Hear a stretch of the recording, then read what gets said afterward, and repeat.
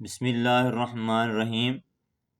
نماز کے لیے جو ٹخنوں کو ظاہر کرنے کے لیے بعض اوقات کپڑوں کو فولڈ کرتے ہیں تو وہ سمجھیں کہ مکروہ تحریمی میں جا رہے ہیں۔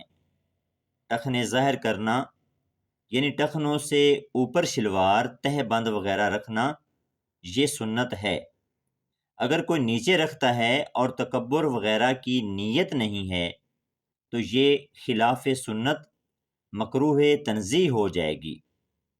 اس نماز کو لوٹانا یعنی دوبارہ پڑھنا واجب نہیں، لیکن اگر کوئی شخص ٹخنے ظاہر کرنے یعنی ٹخنوں سے اوپر شلوار رکھنے کے لیے نیفے سے فولڈ کر دیں اور اسی طرح بعض پینٹ کو نیچے سے فولڈ کرتے ہیں اور ان کو ٹخنوں سے اوپر لے آتے ہیں تو یہ فولڈ کرنا مکروہ تحریمی عمل ہے۔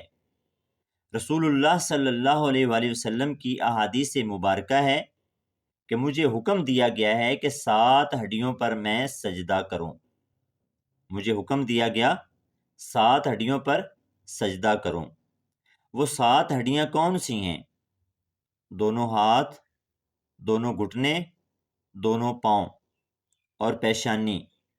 پیشانی کا لگنا زمین پر یہ فرض ہے، اور ناک کا لگنا، ناک کی ہڈی کا لگنا، سخت ہڈی کا یہ واجب ہے۔ تو یہ 7 ہڈیاں ہوئیں۔ فرمایا مجھے حکم دیا گیا 7 ہڈیوں پر سجدہ کروں، اور اپنے بالوں اور کپڑوں کو نہ سمیٹوں، یعنی جیسے چٹیا وغیرہ، اور اس طرح کپڑے بھی نہ سمیٹوں۔ تو یہ کپڑے جو فولڈ ہوتے ہیں، شلواروں کو بطور خاص ٹخنوں کو ننگا کرنے کے لیے فولڈ کیا جاتا ہے، تو یہ ٹھیک عمل نہیں ہے، یہ مکروہ تحریمی ہے۔ اس طرح پینٹ اگر کوئی نیچے سے بھی فولڈ کرتا ہوا اوپر رکھ لیتا ہے، یہ بھی مکروہ تحریمی عمل ہے۔ وہ نماز کو واجب الاعادہ بنا دیں گے، یعنی وہ نمازیں واجب الاعادہ ہو جائیں گی، ان کو دوبارہ پڑھنا واجب ہو جائے گا۔ اگر کسی کی شلوار یا پینٹ بڑی ہے تو اسے چاہیے کہ ہونی ہی اتنی چاہیے کہ ٹخنے ظاہر ہو جائیں، لیکن اگر ہے ہی بڑی تو پھر وہ نارملی چھوڑ دیں، یعنی ان کو فولڈ نہ کریں، نہ نیچے سے کریں نہ نیفے سے کریں، تاکہ ایسا نہ ہو کہ مکروہ تنزیہ سے تو بچ رہا ہے لیکن مکروہ تحریمی کے عمل میں پڑ رہا ہے۔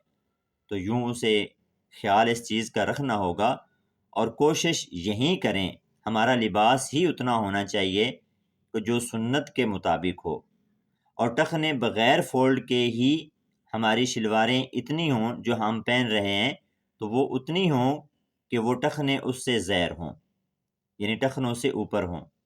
اس چیز کا خیال اگر نمازی حضرات رکھیں گے، ہم بکثرت جو دیکھتے ہیں شہروں کے اندر جو افراد رہتے ہیں تو وہ پینٹ کے ساتھ یہی معاملہ کرتے ہیں۔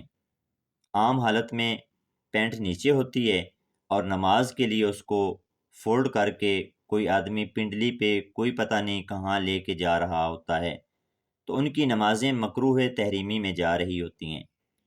خود بھی مسئلہ سمجھنا چاہیے اور اپنے دوسرے بھائیوں تک بھی اس مسئلے کو پہنچانا چاہیے۔ بہرحال مکروہ تحریمی واجب الاعادہ ہو رہی ہوتی ہے۔ یہ دین کے مسائل جب ہم سیکھیں گے، سمجھیں گے، اور نماز کو جیسا حکم ہے ویسا پڑھنا ہے۔ جی ہاں، فرمایا جس نے وضو کیا ویسا جیسا حکم تھا، اور نماز پڑھی ویسے جیسا حکم تھا، اس کے گناہ رب بخش دیتا ہے۔ تو بخشش بھی چاہیے، تو ان احکامات کو پورا کما حقہ ہمیں بجا لانا یہ بہت اہم اور ضروری ہے۔